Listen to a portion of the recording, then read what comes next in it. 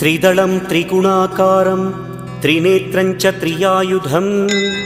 त्रिजन्म पापसंहारम् एकबिल्वं शिवार्पणम् त्रिशाखैः बिल्वपत्रैश्च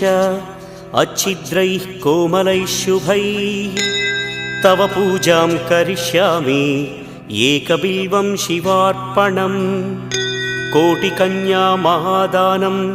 तिलपर्वतकोटयः काञ्चनं शैलदानेन एकबिल्वं शिवार्पणम् काशीक्षेत्रनिवासं च कालभैरवदर्शनं प्रयागे माधवं दृष्ट्वा एकबिल्वं शिवार्पणम्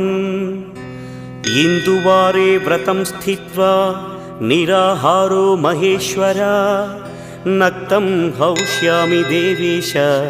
एकबिल्वं